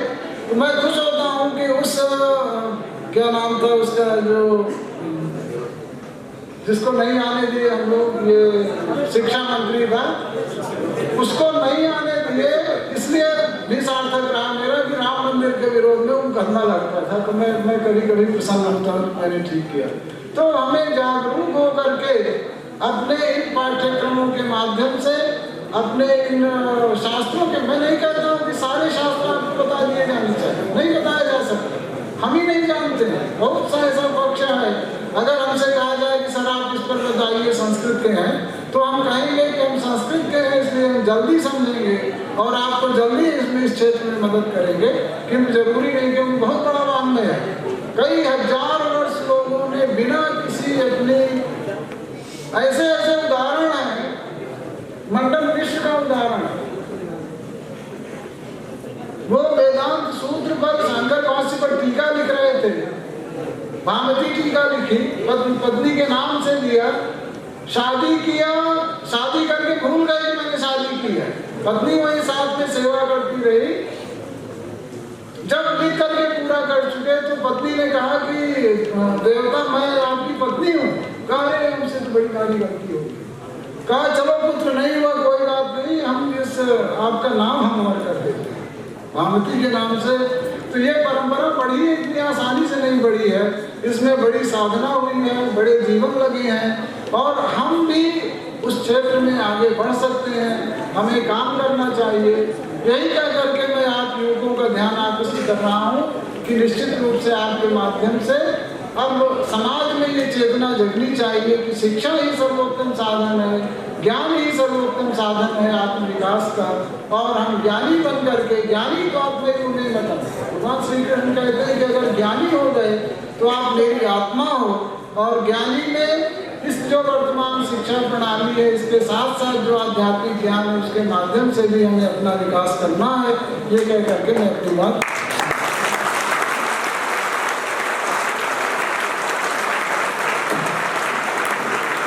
बहुत बहुत धन्यवाद सर।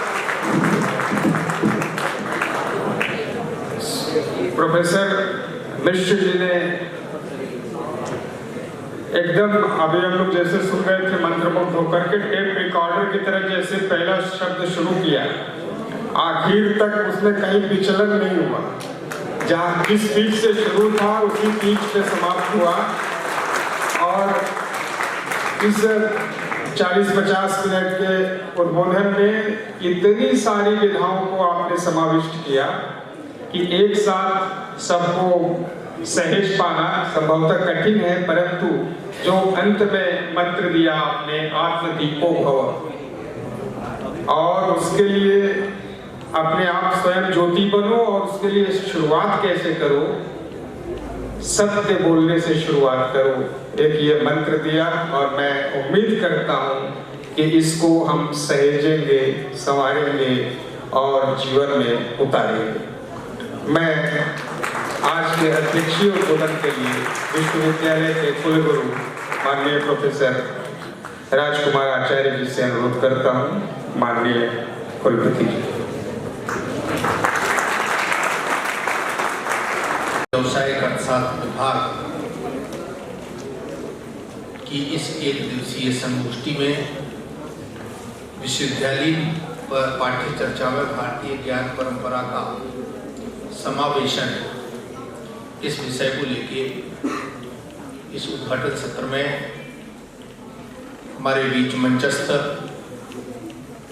जवाहरलाल नेहरू विश्वविद्यालय दिल्ली के संस्कृत के आचार्य विद्वान प्रोफेसर HR मिश्र जी,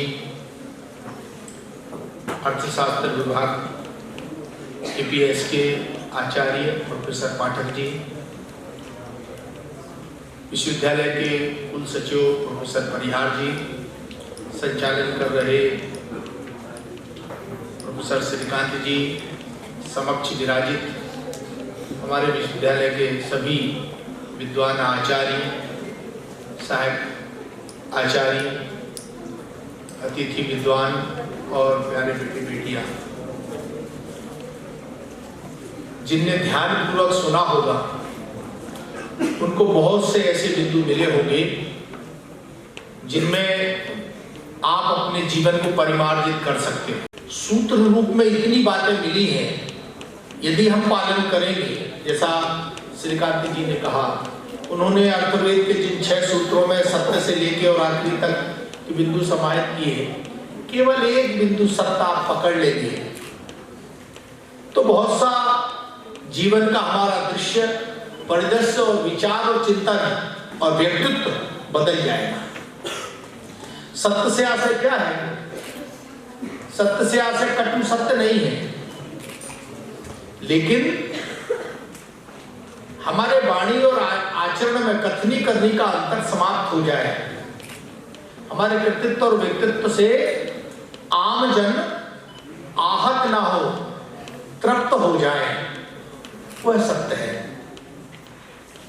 तो उस सत्य को हम अपने पाठ्यक्रम से कैसे ग्रहण कर सकते हैं?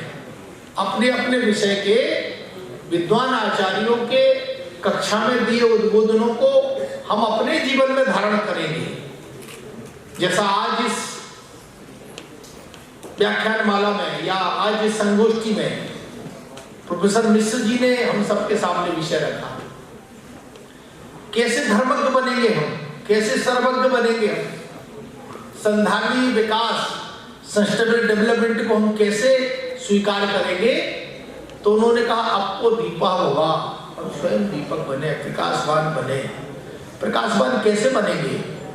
जब हम अपने लेक्चर को ध्यान से सुनेंगे, जब हम अपनी पुस्तकों को धारण करेंगे, स्वाध्याय करेंगे, जब हम उसको मस्तिष्क में विचार में बिठाएंगे और अपने कृतित्व व्यक्तित्व में उसको दिखाएंगे।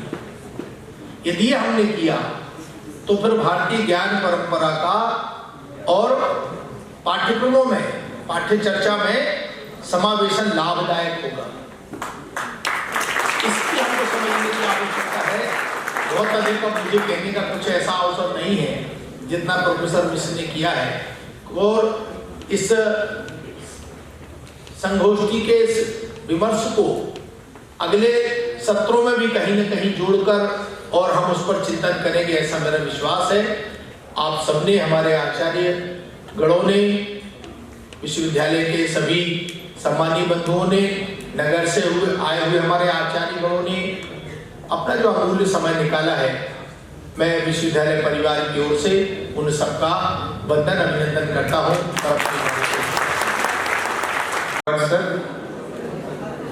डॉक्टर योगेंद्र भारद्वाज और डॉक्टर हरिराम मिश्र सर, जहाँ जो अभी अपने उद्बोधन सुना, आप दोनों के द्वारा लिखी ये पुस्तक है पंच महाभूत और संधारणीय विकास। प्रोफेसर मिश्र जी ये पुस्तक माननीय कुलपति जी को भेंट करेंगे। कृपया तस्वीर ले लें।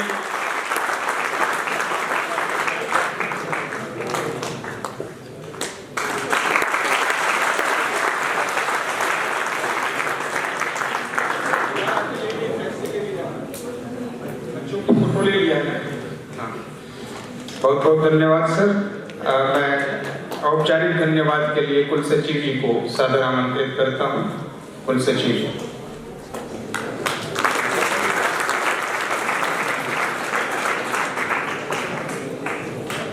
आज के इस संगोष्ठी के मुख्य अतिथि जवाहरलाल नेहरू विश्वविद्यालय नई दिल्ली के संस्कृत विभाग के आचार्य एवं विभागाध्यक्ष प्रोफेसर एच.आर. मिश्रा जी, बच्चों, सर का उद्बोधन, बच्चों का आपने जो ये इस धैर्य का परिचय दिया है और अनुशासन का, तो उससे ऐसा जरूर लग रहा था कि जो नई दिल्ली से आप आके आपके बीच में आपको जो भारतीय ज्ञान परंपरा के बारे में उन्होंने बात कही है, निश्चित ही आप उसको आत्मसात करेंगे। उसका साथ सिर्फ इतना ही है कि सर ने आपके अभ्युदय की बात कही है। आपको, चूंकि आप छात्र हैं, युवा हैं, देश के भविष्य हैं, देश किस स्थिति में है और कहां आगे बढ़ रहा है, आप सब देख रहे हैं कि उसमें परिवर्तन का समय आ गया है। कहीं पर भी भारतीय ज्ञान परंपरा में अगर कहीं कमी रही है तो अब वो समय है कि उसको आपको आगे बढ़ाना है। ये सब आप शिक्षा की दीप जला के ही कर सकते हैं।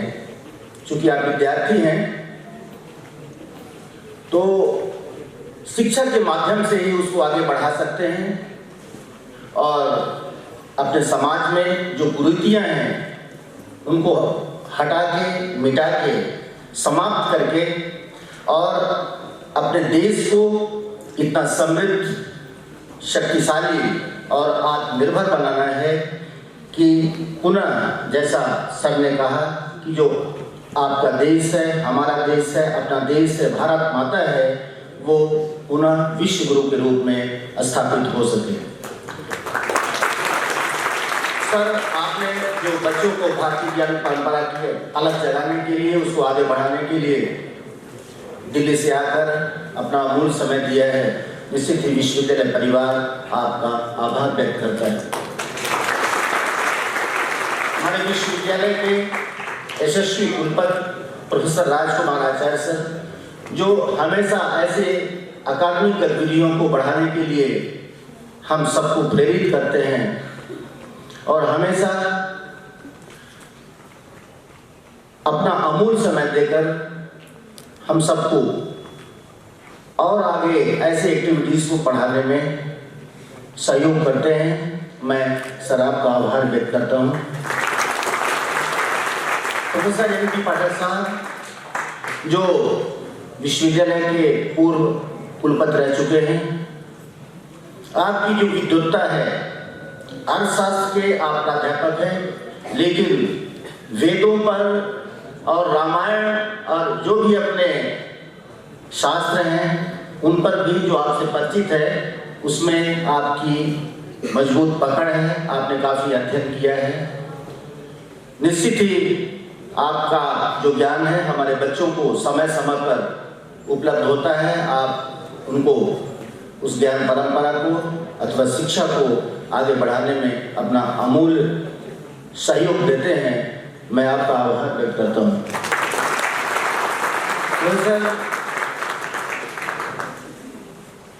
मिश्र जी जो हमेशा इतने सहज और सरलता से कार्यक्रम का संचालन करते हैं, चाहे कोई भी संचालन हो, आप ही याद आते हैं। प्रोफेसर श्रीकांत मिश्र जी, आपकी सहजता और सरलता, उज्ज्वलता, चूंकि आप दर्शन के प्राध्यापक हैं तो आप जो दर्शन शास्त्र के बारे में हम सबकी समझ है, तो निश्चित ही हम ये मानते हैं कि आप ही ऐसे कार्यक्रम के लिए सहजता से, सरलता से और अपनी विद्वत्ता से आप अच्छी तरह से संचालन कर सकते हैं। आपने समय दिया है, आपको बहुत बहुत धन्यवाद, आपका आभार व्यक्त करते हैं। विश्वविद्यालय के सभी आचार्यगण जो यहाँ पर उपस्थित हैं, हमारे विद्वान साथी हैं, उनका मैं आभार व्यक्त करता हूँ। और सबसे अधिक जो आभार व्यक्त करता हूँ अपने प्यारे इन छात्रों का, जो लगभग हम लोग तो 12:30 के आसपास यहाँ पे उपस्थित हुए हैं, लेकिन उसके पूर्व 1 घंटे से आप सब इस कार्यक्रम का इंतजार कर रहे थे। और अभी थोड़ा सा ब्रेक के बाद आपको यहाँ पे बैठना है, क्योंकि संगोष्ठी का अगला जो चरण है वो आगे बढ़ेगा। तो निश्चित ही इसी उपस्थिति के साथ आप यहाँ पे उपस्थित रहेंगे। आपका बहुत बहुत आभार। अंत में पुनः यहाँ पर मंचासीन अतिथि और आप सबका मैं आभार व्यक्त करता हूँ। बहुत बहुत धन्यवाद सर। आभार करने का ये पैराडॉक्स है कि आभार करने वाले का आभार नहीं हो पाता। मैं आपका आभारी हूँ सर। सर, औपचारिक समापन उद्घाटन सत्र के समापन की घोषणा के पूर्व हम लोग राष्ट्रगान करेंगे। उसके पहले सर कुछ कहना चाहते हैं। कुछ हमारे आचार्य साथी अभी आए थे, जिनमें अतुल जी हैं, गुप्ता जी हैं और डॉक्टर SP सिंह जी हैं। इनका भी स्वागत और आने के लिए आभार दोनों। एक छोटी सी सूचना अपने बच्चों के लिए, मैं बता तो चुका हूँ, लेकिन कुछ लोग जो बाद में आए हों, यही सत्र पर्दा गिरता है, पर्दा उठता है, यवनिका गिरती है, यवनिका उठती है, यही सब कुछ बदल जाएगा तकनीकी सत्र में। राष्ट्रगान के बाद आप सब रहेंगे। मैं आपको जल्दी भेजने के लिए खुद चिंता कर रहा हूँ कि इसका दूसरा तकनीकी चरण जल्दी पूरा होगा और आपको कुछ खिला पिला कर यहाँ से भेजेंगे। लालच नहीं दे रहा हूँ। राष्ट्र का सबसे बड़ा काम हम लोग करने जा रहे हैं, अपने राष्ट्र की वंदना करने जा रहे हैं। श्रीकांत जी से अनुरोध है कि वे आए और अपने मधुर कंठ से हम लोगों की अगुवाई करें राष्ट्रगान में। सावधान की मुद्रा में खड़े हो जाएंगे। जनगण मन अधिनायक जय हे भारत भाग्य विधाता, पंजाब सिंध गुजरात मराठा द्राविड़ उत्कल बंगा, विंध्य हिमाचल यमुना गंगा, उच्छल जलधि तरंगा, तब शुभ नामे जागे, तब शुभ आशीष मांगे, गाहे तब जय गाथा, जन गण मंगल दायक जय हे भारत भाग्य विधाता, जय हे जय हे जय हे जय जय जय जय हे। भारत माता की, भारत माता की, भारत माता की। यही पे अध्यक्ष जी की अनुमति से उद्घाटन सत्र के औपचारिक समापन की घोषणा करता हूँ। बहुत बहुत धन्यवाद।